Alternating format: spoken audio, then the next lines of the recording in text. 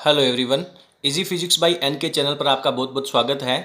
अपन ने कक्षा 12 के लिए जो इलेक्ट्रिक फील्ड का टॉपिक दे रखा था उसके डेरिवेशन अपन ने कंप्लीट कर लिए हैं और उन सभी वीडियोस की क्रमानुसार जो लिस्ट है वो आपको हमारी प्लेलिस्ट के अंदर उपलब्ध हो जाएंगे। आज अपन कुछ कंपटीशन एग्जाम्स होते हैं जैसे नीट वगैरह के जो एग्ज़ाम हैं उनके लिए जो न्यूमेरिकल टाइप के क्वेश्चन पूछे जाते हैं और ट्रिकी क्वेश्चन जो होते हैं उन पे अपन चलते हैं। वहाँ पे अपना जो मेन मोटिव होता है वो टाइम बचाना होता है। देखिए, मैं आप लोगों के साथ एक बात शेयर करना चाहूँगा कि अगर आप किसी क्वेश्चन की ट्रिक याद करते हैं तो एग्ज़ाम में वो ट्रिक अप्लाई करना बहुत मुश्किल हो जाता है, क्योंकि आप वहाँ पे जाकर के उस ट्रिक को भूल जाते हैं। तो अगर आप ट्रिक खुद अपने हाथ से क्रिएट करेंगे, आप अपने हाथ से खुद ट्रिक बनाएंगे और बार बार जब आप उनकी पुनरावृत्ति करेंगे तो वो ट्रिक आपके दिमाग में बैठ जाएगी। तो इसी कड़ी के अंदर आज अपन एक क्वेश्चन ले रहे हैं कि मान लीजिए ज़्यादातर ऐसा एक प्रश्न पूछा जाता है कि दो आवेश Q1 और Q2 हैं, वो एक दूसरे से r दूरी पर रखे हैं, एक दूसरे से r दूरी पर रखे हैं। तो ये क्वेश्चन दिया जाता है। अब क्वेश्चन ये कहता है कि इनके बीच में वह बिंदु कहाँ होगा जहां पर इलेक्ट्रिक फील्ड है वो जीरो होगा। तो क्वेश्चन आपको बिल्कुल क्लियर होना चाहिए। तो इसके लिए अपन पहले ट्रिक बनाने का प्रयास करते हैं। जब अपनी ट्रिक बन जाएगी उसके बाद अपन उसको हमेशा के लिए याद कर लेंगे। ये मान लीजिए मेरे पास एक Q1 चार्ज है और ये मेरे पास एक दूसरा Q2 चार्ज है। ध्यान दें, यहाँ पे दोनों चार्ज समान प्रकृति के हैं। ये बात बहुत महत्वपूर्ण है। दोनों आवेश पॉजिटिव के हैं या फिर दोनों आवेश नेगेटिव के हैं। तो यहाँ पे लिखा हुआ नहीं है, इसलिए अपन इन दोनों को पॉजिटिव लेके चल रहे हैं। आप मुझे बताएं कि इन दोनों की वजह से जो विद्युत क्षेत्र होगा, समान आवेश हैं तो धनावेश की वजह से विद्युत क्षेत्र बाहर की तरफ निकलता है और इस धनावेश की वजह से विद्युत क्षेत्र बाहर की तरफ निकलेगा। यानी दोनों धनावेशों के कारण उत्पन्न विद्युत क्षेत्र की दिशाएं विपरीत हैं, इसलिए दोनों इलेक्ट्रिक फील्ड एक दूसरे को रिजेक्ट करेंगे। लेकिन वो पॉइंट ठीक सेंटर में होना जरूरी नहीं है। क्यों नहीं है जरूरी? क्योंकि यदि ये दोनों आवेशों का परिमाण इक्वल हो, दोनों आवेश बराबर वैल्यू के हों, तब तो इलेक्ट्रिक फील्ड की वैल्यू बीच में जीरो हो जाएगी। लेकिन यहाँ पे आपको आवेश Q1 और Q2 दे रखा है, साथ में बात आपसे कह रहा है कि इन दोनों आवेशों के बीच की जो डिस्टेंस है वो आपकी R है। तो अपन क्या करते हैं, कई बार क्वेश्चन में ये कह देता है कि Q1 आवेश से दूरी ज्ञात करो या फिर Q2 आवेश से दूरी ज्ञात करो, या फिर आपके ऑप्शंस के अंदर आपको इनकी वैल्यूज दे दी जाती है। तो यहाँ पर मान लीजिए मैं ये पॉइंट P ले लेता हूँ जहाँ पर मेरे पास इलेक्ट्रिक फील्ड की वैल्यू जीरो है और Q1 से उसकी डिस्टेंस है वो x मान लेता हूँ। एक्चुअली मेथड यही होता है, पर कंपटीशन एग्जाम के अंदर जब आप किसी कोचिंग्स के अंदर जाते हैं तो वहाँ पर आपको ये ट्रिक्स रटवा दी जाती हैं। तो अपना यहाँ पे उद्देश्य ट्रिक्स रटना नहीं है, खुद क्रिएट करना है। तो दूसरी तरफ से वैल्यू कितनी हो जाएगी? ये वैल्यू हो जाएगी सर r माइनस x की वैल्यू हो जाएगी। क्लियर है? तो इस P पॉइंट के ऊपर मैं दोनों की वजह से विद्युत क्षेत्र लूंगा। दोनों की वजह से विद्युत क्षेत्र क्या होना चाहिए? बराबर होना चाहिए। दिशा दोनों की क्या है? विपरीत है। इसीलिए तो दोनों एक दूसरे के विद्युत क्षेत्र को रिजेक्ट करके वैल्यू जीरो आएगी ना। तो इसलिए मैं डायरेक्ट यहाँ पे क्वेश्चन लिख लेता हूँ कि E1 की वैल्यू है वो E2 के बराबर आएगी। विपरीत दिशा अपने दिमाग में चल रही है, इसलिए ये दोनों एक दूसरे को रिजेक्ट कर देंगी और परिणामी वैल्यू जीरो हो जाएगी। तो यहाँ पे फॉर्मूला क्या लिखना चाहिए? यहाँ पे फॉर्मूला लिखना चाहिए सर KQ1 अपॉन इसकी दूरी का स्क्वायर यानी x का स्क्वायर, और इधर क्या हो जाना चाहिए? यहाँ पे होगा सर KQ2 अपॉन दूरी r माइनस x का स्क्वायर। क्लियर है? आप डिस्टेंस किस आवेश की तरफ से निकाल रहे हो? Q1 आवेश की तरफ से। बात बहुत अच्छे से क्लियर होनी चाहिए। ठीक है साहब, सोल्व करो। सर K ने K को काट दिया। अच्छा, यहाँ पे आपको जो ये आवेश हैं वो कुछ इस तरीके के दिए जाते हैं कि आप उनको स्क्वायर के फॉर्मेट में लिख सकते हो। जैसे 4 दे दिया तो आप 2 का स्क्वायर लिख सकते हो, 9 दे दिया तो आप 3 का स्क्वायर लिख सकते हो। क्लियर है मेरी बात? तो यहाँ पर मैं क्या करता हूँ, इन दोनों को मैं स्क्वायर के रूप में लिखने का प्रयास करता हूँ, ताकि क्या होगा कि पूरे फंक्शन के ऊपर स्क्वायर होगा वो कैंसिल आउट हो जाएगा। तो Q1 को मैं स्क्वायर के रूप में कैसे लिख सकता हूँ? सर रूट Q1 लिख लें, तो इसके ऊपर आप स्क्वायर लिख सकते हैं, नीचे आप x के ऊपर स्क्वायर लिख सकते हैं। इस तरफ k तो कैंसिल आउट हो गया सर, इसको आप रूट Q2 लिख लीजिए तो इसका स्क्वायर लिख सकते हैं, और इधर हो जाएगा आपके पास r माइनस एक्स का होल स्क्वायर। सबका होल स्क्वायर क्या हो रहा है? कैंसिल हो रहा है। बात क्लियर है? इधर भी ऊपर नीचे स्क्वायर होगा, इधर भी ऊपर नीचे स्क्वायर होगा, कैंसिल आउट हो जाएगा। अब आप इसका क्रॉस मल्टीप्लिकेशन कर लीजिए, वज्र गुणा कर लीजिए। अपन पूरा डेरिवेशन सॉल्व कर रहे हैं, ट्रिक को लास्ट में जाकर के याद करेंगे। तो ये मेरे पास रूट Q1 r के साथ गुणा होगा, माइनस रूट जो Q1 है वो x के साथ गुना होगा, और ये दूसरा जो होगा वो रूट Q2 है वो x के साथ मल्टीप्लाई होगा। क्लियर है? आपको x की वैल्यू फाइंड आउट करनी है, इसको आप दूसरी तरफ ट्रांसफर कीजिए तो आपके पास वैल्यू आ जाएगी सर √Q1। इस तरफ r है, यहाँ पे r को मैं बाद में अप्लाई करूंगा और यहाँ पे आपके पास वैल्यू क्या आ जाएगी, आपके पास वैल्यू आ जाएगी कि सर x तो कॉमन आ रहा है यहाँ पर, तो यहाँ पे आप ले लीजिए √Q1 और ये यहाँ पे प्लस में रहेगा √Q2। x कॉमन आ गया और इसके साथ क्या चल रहा है, r चल रहा है। आपको वैल्यू किसकी निकालनी है, आपको वैल्यू x की फाइंड आउट करनी है। तो x की वैल्यू फाइंड आउट करने के लिए इसको आप दूसरी तरफ ले जाएं तो ये q के बटा में आ जाएगा, तो √Q1 upon √Q1 plus √Q2, ये ब्रैकेट लगा दिया मैंने और इसके बाहर में डिस्टेंस r को लिख दूंगा। क्लियर है? तो ये आपके पास डायरेक्ट ट्रिक आ जाती है। अभी अपन एक एग्जांपल देखेंगे और एग्जांपल के द्वारा अपन इसको प्रूफ करेंगे कि क्या आपने ये एग्जांपल है वो बिल्कुल क्लियर है क्या। जब आप किसी कोचिंग संस्थान में जाओगे तो डायरेक्ट आपको ये ट्रिक है वो यहाँ पे अप्लाई कर दी जाएगी, आपको रटावा दी जाएगी, लेकिन अपने को रटना नहीं है।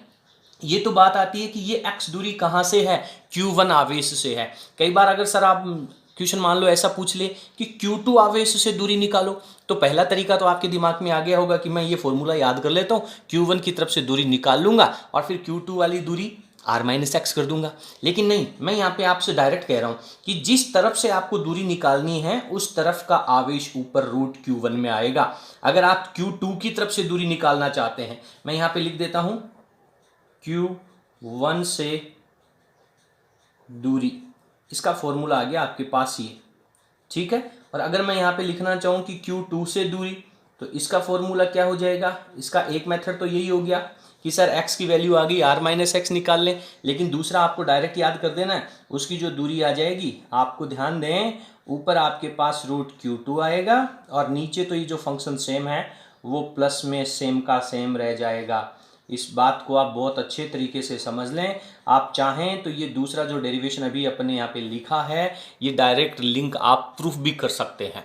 मेरी बात समझ में आ रही है? ये बात आप प्रूफ भी कर सकते हैं। तो आपको जिस आवेश की तरफ से दूरी निकालनी है उसको ऊपर रूट में लिखना है, बटा में दोनों का रूट करके जोड़ देना है और जितनी दूरी दोनों आवेशों के बीच में दे रखी थी उससे मल्टीप्लाई कर देना है। क्लियर है? अब यहाँ पे मैं एक एग्जाम्पल लेता हूँ और एग्जाम्पल के द्वारा अपन इस ट्रिक को अप्लाई करना सीखते हैं। मान लीजिए यहाँ पे आपको दे रखा है 4 माइक्रोकूलम, यहाँ पे आपको दे रखा है सर 9 माइक्रोकूलम।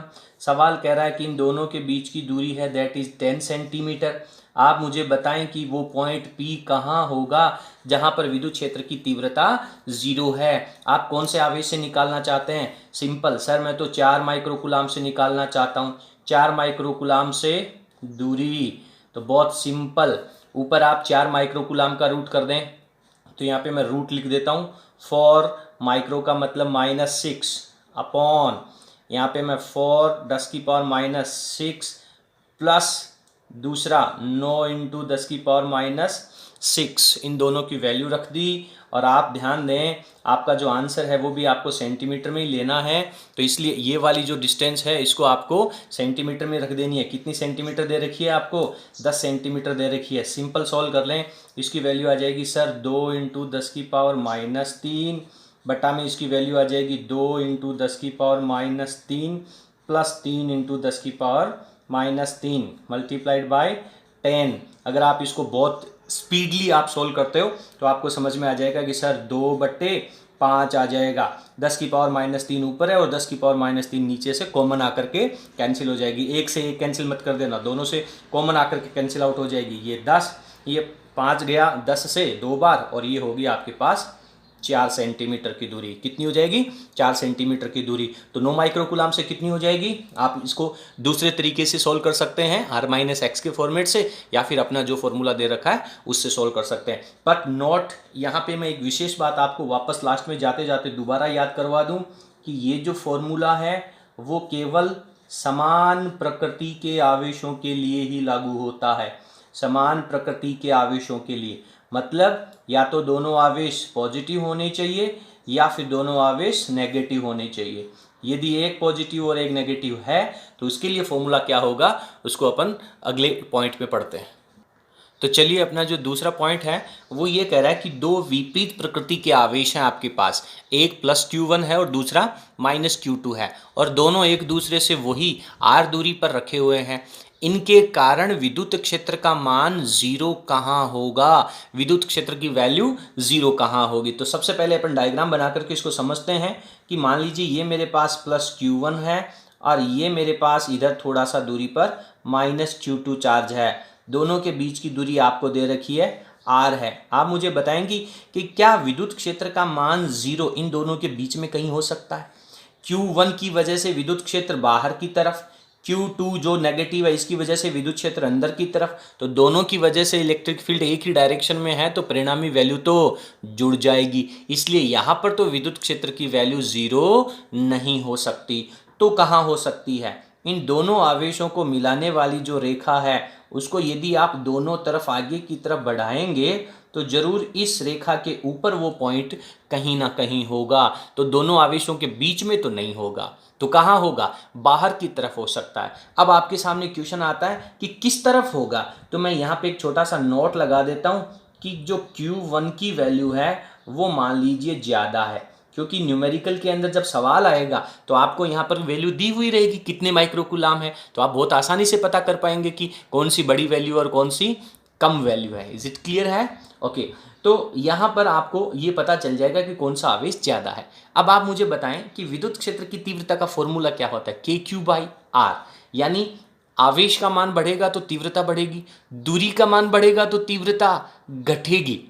तो पहले मैं पॉइंट ले लेता हूं जो कम वाला आवेश है। कम वाला आवेश मतलब मैं नेगेटिव साइन की बात नहीं कर रहा हूं, मैं संख्यात्मक वैल्यू की बात कर रहा हूं। यहां पे मैंने नोट में लिखा है कि जो Q2 चार्ज है उसकी वैल्यू कम है। मान लीजिए ये 4 माइक्रोकूलाम है और ये 9 माइक्रोकूलाम है, तो जो 4 माइक्रोकूलाम का आवेश है वो नेगेटिव किधर भी हो सकता है, नेगेटिव से कोई फर्क अपने को नहीं रखना है। चिन्ह केवल ये बताता है कि वो जीरो विद्युत क्षेत्र वाला बिंदु दोनों आवेशों के बाहर होगा, प्लस की तरफ भी हो सकता है और माइनस की तरफ भी हो सकता है। इस बात से इन दोनों का कोई लाइजन नहीं है। परंतु जो कम वैल्यू का आवेश है, जिसका संख्यात्मक मान कम है, उसकी तरफ आप उस आवेश से बाहर x दूरी पर आप एक पॉइंट लेंगे और ये जो पॉइंट P है यहां पर आपके पास विद्युत क्षेत्र की तीव्रता डेफिनेटली आपको जीरो मिलने वाली है। ऐसा क्यों? क्योंकि इसका आवेश कम है, तो इसके कारण विद्युत क्षेत्र की जो दूरी होगी वो भी आपको कम लेनी पड़ेगी, और नेगेटिव चार्ज के कारण विद्युत क्षेत्र किधर की तरफ होगा, अंदर की तरफ। और ये पॉजिटिव चार्ज है, इसका परिमाण ज़्यादा लिया है तो इसकी जो दूरी है वो भी ज़्यादा हो जाएगी, क्योंकि अपने को तो इस पॉइंट के ऊपर दोनों आवेशों की वजह से विद्युत क्षेत्र क्या लेना है, जीरो लेना है। अरे भाई, अपने को यहाँ पे विद्युत क्षेत्र जीरो करना है। जीरो कब होगा? जब दिशा अपोजिट और परिमाण बराबर होगा। तो दिशा तो अपोजिट अपन ने कह दी, परिमाण बराबर होना चाहिए। तो परिमाण बराबर कब होगा? जब आवेश कम है तो उसकी दूरी कम होगी।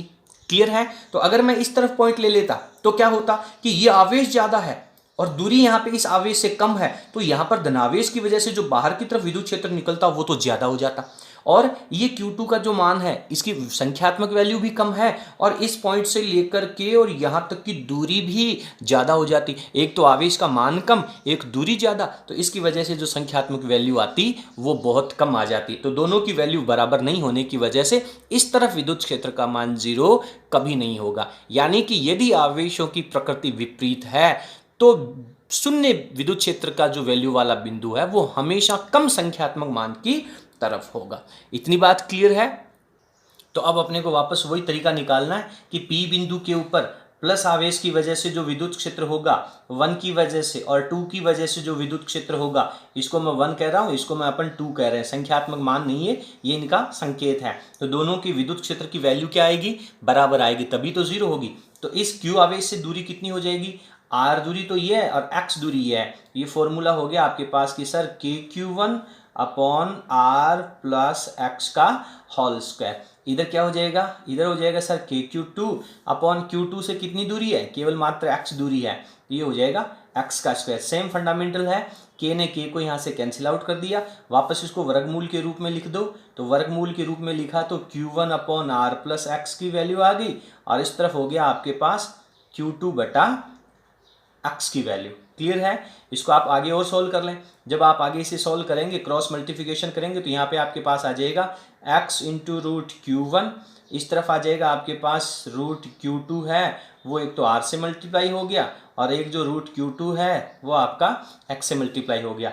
x कॉमन लेना है तो इस वैल्यू को आप इस तरफ ले आएँ, x की वैल्यू को इस तरफ ले आएँ, तो आपके पास x के कॉमन आने के बाद में वैल्यू बचेगी यहाँ पे root Q1 minus root Q2, और this is equals to root Q2 r। Clear है? तो अब आप इसको थोड़ा सा और सॉल्व कर लें, तो आपको वैल्यू तो x की निकालनी है ना, तो x की वैल्यू कितनी आ जाएगी, ये जो पोर्शन है वो दूसरी तरफ बटा में चला जाएगा, तो ये दूरी आ गई आपके पास root Q2 upon root Q1 minus root Q2, और this is multiplied by the distance between charges r। तो ये आपके पास फॉर्मूला यहाँ से निकल करके आ जाता है। तो इस फॉर्मूले को अपन अभी समझते हैं कि कहना क्या चाह रहा है। आपने पिछले फॉर्मूले में क्या देखा था कि जिस आवेश से दूरी लेते हैं उस आवेश को अपन ऊपर रूट के रूप में लिखते हैं। तो यहाँ पर आपने दूरी किससे ली है? आपने Q2 से ली है, तो इसमें आप ऊपर Q2 को लिखेंगे, कोई डाउट नहीं होना चाहिए। नीचे क्या करते थे? Root Q1 plus root Q2 लिखते थे, पर यहाँ पे आपको रूट Q2 प्लस Q1 नहीं लिखना है, यहाँ पे माइनस आएगा, और माइनस हमेशा किस में से आएगा? बड़े परिमाण का जो आवेश होगा उसमें से कम परिमाण के आवेश के वर्गमूल करके अपने को घटाना है। क्लियर है मेरी बात? यहाँ पे कंफ्यूजन नहीं होना चाहिए। यदि बिंदु बाहर की तरफ है तो नीचे माइनस आएगा, और ऊपर जो वैल्यू आने वाली है वो जिस आवेश से वैल्यू निकालते हैं वही आएगा। और यहाँ पर तो फिक्स है, Q1 कभी आ ही नहीं सकता, क्योंकि Q1 की तरफ वो पॉइंट होगा ही नहीं जहाँ पर विद्युत क्षेत्र की तीव्रता 0 होगी। तो इस तरीके का यदि कोई क्वेश्चन आता है तो आप ये फॉर्मूला, ये ट्रिक है, इसको आप बार बार पढ़िए, बार बार ऐसे अपने दिमाग से कोई क्वेश्चन बनाइए। जैसे अपन एक क्वेश्चन ले लेते हैं यहाँ पर, मान एग्जाम्पल, ये मान लीजिए आपके पास है 4 माइक्रोकूलाम, ये आपके पास है इधर माइनस का 9 माइक्रोकूलाम, बीच की जो दूरी है वो सर 10 सेंटीमीटर की है। क्या कह रहा है? एक प्लस है एक माइनस है, डेफिनेटली बीच में बिंदु नहीं होगा। किस तरफ होगा? कम परिमाण का जो आवेश है इस तरफ होगा। तो कम परिमाण का आवेश कौन है? 4 है। तो यहां से x दूरी के ऊपर वो पॉइंट आएगा जहां पर विद्युत क्षेत्र की तीव्रता 0 आ जाएगी। तो x की वैल्यू निकाल लें। 4 को रूट के रूप में लिख दूं मैं डायरेक्ट? अरे 4 माइक्रोकूलाम का रूट करना ना, तो 2 इंटू 10 की पावर माइनस 3 हो जाएगा। यहाँ पे माइनस को हटा देना। ये माइनस केवल आपको ये बताने के लिए काम करता है कि बिंदु कहाँ होगा, बाहर होगा या दोनों के बीच में। अब आपको माइनस नहीं लेना। तो ये कितना हो जाएगा? 3 माइक्रोकूलाम, 9 माइक्रोकूलाम का वर्गमूल माइनस 2 इंटू 10 की power minus 3, this is multiplied by 10। इसको जब आप सॉल्व करोगे तो ये कितनी वैल्यू बचेगी? 10 की पावर माइनस 3 तो दोनों से कैंसिल आउट हो जाएगी, और 3 माइनस 1 करोगे तो 1 बचेगा। तो आपके पास ऊपर बचेगा 2 into 10, this is equals to 20 centimetre. तो 20 सेंटीमीटर के ऊपर जाकर के आपके पास वो पॉइंट आएगा जहां पर विद्युत क्षेत्र की तीव्रता 0 होगी। तो दो आवेशों को मिलाने वाली रेखा के ऊपर विद्युत क्षेत्र की तीव्रता 0 कहां होती है, उसके लिए केवल और मात्र ये 2 ही फॉर्मूले हैं। दोनों आपको अच्छे से पढ़ करके सॉल्व कर लेने हैं। अब इस टॉपिक के साथ में मैं एक और महत्वपूर्ण टॉपिक की चर्चा करने वाला हूं, जिससे रिलेटेड भी क्वेश्चन बहुत पूछे जाते हैं। आप लोगों को पता है कि यदि आपके पास कोई विद्युत क्षेत्र E वेक्टर दे रखा है, उस विद्युत क्षेत्र E वेक्टर में जब कोई Q आवेश रखा जाता है तो उसके ऊपर जो लगने वाला बल होता है, उस बल का फॉर्मूला होता है F is equals to QE। Clear है? तो आप मुझे एक बात बताएं कि ये जो Q आवेश है, इस Q आवेश को मैं कहाँ रखूं कि उसके ऊपर बल 0 लगे। सिर्फ इस आवेश की बात कर रहा हूं मैं, पूरे निकाय की बात नहीं कर रहे हैं, इस बीच वाले आवेश की बात कर रहे हैं। अभी आपने जो दोनों पोजीशन पढ़ी कि दोनों पॉजिटिव आवेश हैं, 2 नेगेटिव चार्ज रखे हुए हैं, दूसरे केस में एक पॉजिटिव और एक नेगेटिव चार्ज रखा हुआ है, उन दोनों की स्थिति के साथ एक तीसरा आवेश और जोड़ना है। वो तीसरा आवेश आप कहाँ रखोगे कि उसके ऊपर बल 0 लगेगा। तो आपका दिमाग कहना चाहिए कि यार बल लगना है, आवेश पर बल लगना है, तो आवेश पर बल लगने का formula F is equals to QE होता है। Q का मान तो 0 हो नहीं सकता, तो यदि E की वैल्यू 0 हो जाए तो उस आवेश पर लगने वाला फोर्स भी 0 हो जाएगा। क्लियर है मेरी बात? तो पहला जो नोट आपने लिखा था, जिसमें आपने लिखा था कि यहाँ पर प्लस Q1 चार्ज है और यहाँ पर आपके पास प्लस Q2 चार्ज है। इन दोनों के बीच में मुझे कोई आवेश रखना है। दोनों के बीच का मतलब है इन दोनों के मध्य कहीं पर भी, और वो ऐसा रखना है, ऐसी पोजीशन पे रखना है जहां पर उसके ऊपर कोई फोर्स नहीं लगे। उस पर फोर्स कब नहीं लगेगा? जब वहां पर विद्युत क्षेत्र की तीव्रता 0 होगी। तो ये जो रखा जाने वाला आवेश है वो अगर पॉजिटिव होगा तो दोनों प्रतिकर्षित करेंगे, यानी बल की दिशाएं विपरीत। अगर ये नेगेटिव होगा तो दोनों ये जो पॉजिटिव चार्जेस हैं उस नेगेटिव चार्ज को अपनी तरफ अट्रैक्ट करेंगे, तो उसके ऊपर अगेन वैल्यू 0 हो जाएगी। तो इस केस के अंदर ये जो सवाल है ये यही कहना चाह रहा है कि आपको E की वैल्यू 0 वाला पॉइंट फाइंड आउट करना है। ओके, अगला क्वेश्चन है कि मान लीजिए कि सर एक आपको यहाँ पे प्लस Q1 चार्ज दिया हुआ होता और एक आपको यहाँ पे माइनस Q2 चार्ज दिया होता। अब आपको इसके बीच में या इन दोनों को मिलाने वाली रेखा के ऊपर कहीं पर भी आपको एक तीसरा चार्ज रखना है ताकि उस पर फोर्स 0 रहे। तो वापस वही फॉर्मूला लगना चाहिए कि E की वैल्यू जहां 0 होगी वहां पर उसके ऊपर फोर्स भी 0 होगा। यह बात कोई मायने नहीं रखती कि रखा जाने वाला जो तीसरा चार्ज है वो पॉजिटिव है या नेगेटिव है। वो पॉजिटिव होगा तब भी वही पॉइंट होगा, वो नेगेटिव होगा तब भी वही पॉइंट होगा जहां पर इलेक्ट्रिक फील्ड की वैल्यू 0 होगी। तो ये कुछ पॉइंट्स हैं, कुछ टॉपिक्स हैं जो आपके यहां पे क्लियर हो जाते हैं। इसके बाद एक विद्युत क्षेत्र से जुड़ा हुआ और अति महत्वपूर्ण प्रश्न है। यह प्रश्न ज्यादातर परीक्षाओं में पूछा जाता है। क्या क्वेश्चन है? आप बहुत जल्दी इसको समझ पाएंगे। आप मुझे ये बताएं कि ये मान लीजिए कोई मेरे पास एक पेंडुलम है, ये इसकी माध्य स्थिति है, क्लियर है। और इस माध्य स्थिति से मैं इसको थोड़ा सा विस्थापित करता हूं यहां पर, और यहां पर इसका जो मास है वो पॉइंट मान लीजिए मास की वैल्यू m है। तो आप मुझे इसका आवर्तकाल का फॉर्मूला बता दीजिए। इसके आवर्तकाल का फॉर्मूला ये होता है sir T is equals to 2π√L/g। L इस सिंपल पेंडुलम की लंबाई है, प्रभावी लंबाई है, और G यहाँ पे गुरुत्वीय त्वरण है, या फिर आप ये कह सकते हैं इसके ऊपर लगने वाला प्रभावी त्वरण है, क्योंकि केवल गुरुत्वाकर्षण बल ही तो लग रहा है, इसलिए केवल गुरुत्वाकर्षण बल लगने की वजह से यहाँ पे आपने G लिखा है। क्लियर है? ये सिंपल स्थिति है। अब मैं इसी स्थिति को ले रहा हूं। मान लीजिए कि मेरे पास ये पेंडुलम है और इस पेंडुलम के चारों तरफ यहां पर जो इलेक्ट्रिक फील्ड है उसकी डायरेक्शन ऊपर की तरफ है। इलेक्ट्रिक फील्ड है E है, उसकी डायरेक्शन ऊपर की तरफ है। मान लीजिए ऊपर की तरफ है, तो आपने यहाँ पे पेंडुलम को छोड़ा, यहाँ पे पेंडुलम को छोड़ा तो इसके ऊपर एक तो नीचे की तरफ गुरुत्वाकर्षण बल लगेगा mg, जिसकी वजह से इसमें त्वरण उत्पन्न होगा, और एक ऊपर की तरफ इसके ऊपर फोर्स लगेगा। कितना? मान लीजिए आप इसको प्लस q चार्ज से आवेशित कर देते हो, तो जैसे आप प्लस q चार्ज से आवेशित करोगे इसके ऊपर की तरफ फोर्स क्या लगेगा? QE, और QE में फॉर्मूला होता है, बल का फॉर्मूला होता है F is equals to ma। तो यहां से मैं A निकाल सकता हूं, यानी कि केवल इस स्थिर वैद्युत बल की वजह से इसमें जो त्वरण आएगा वो A कितना आ जाएगा? ये आ जाएगा सर QE बाई m। तो ये जो गुरुत्व स्थिर वैद्युत बल की वजह से त्वरण है ये ऊपर की तरफ है, गुरुत्वाकर्षण बल जो है वो नीचे की तरफ है। तो इसके ऊपर प्रभावी त्वरण कितना हो जाएगा?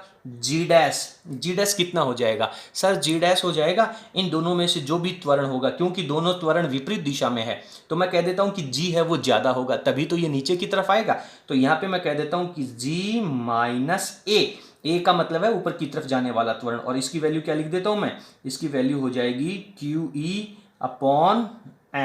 तो ये आपके पास G डैश की वैल्यू आ जाएगी, और इस फॉर्मूले के द्वारा, इस वैल्यू के द्वारा आप इसका आवर्तकाल की वैल्यू लिख सकते हैं। आवर्तकाल का फॉर्मूला क्या होता है?